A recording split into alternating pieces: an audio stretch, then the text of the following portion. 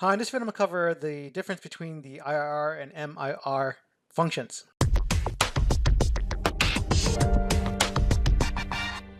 Both of these functions can be used in capital budget type of scenarios. A typical scenario is we're trying to see the feasibility of a project, and in this case maybe compare one project to another project.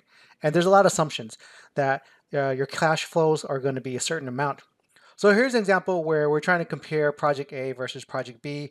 Both have a cash flow outlay of $1,000.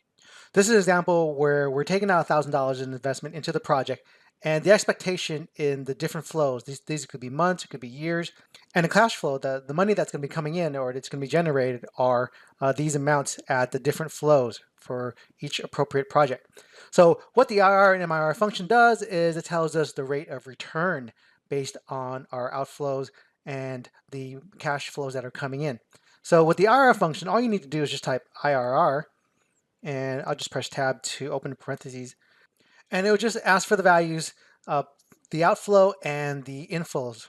Press enter, and you got 793. We can do the same here for project B to kind of get an understanding of how it compares. Do IRR and our values, press enter, and you see project A seems to be a better choice here because it's got the better IRR, internal rate of return. So in the literature, the IRR is a little bit too optimistic, and because it takes the rate of return, the internal rate of return, and uses that as an investment. So basically what it's saying is we're returning this much, we're returning 7.93% here for the project, but based on the outflows, we're going to invest that 793 in the outflow somewhere else.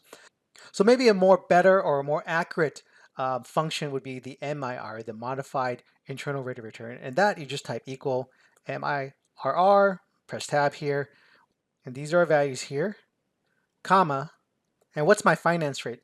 So this is the rate that I am using to finance my initial investment, and what is, comma, and then what is the reinvestment rate? So this is assuming that based on these cash flows, I'm investing it at another rate. So press enter. So basically a more accurate way of getting a rate of return would be the MIR, because then we're adjusting for the investment rate. So we can do the same here for project B, and we'll just put the same formula here in cell E11.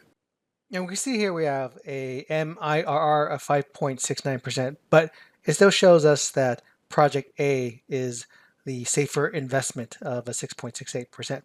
But that's still a more accurate rate of return than using the IRR function. So that's the difference between using the IRR function and the MIRR function. And the functions used in Excel are actually pretty easy to help you determine your capital budgeting forecasting. So I hope that helps. Thanks for watching, and don't forget to subscribe.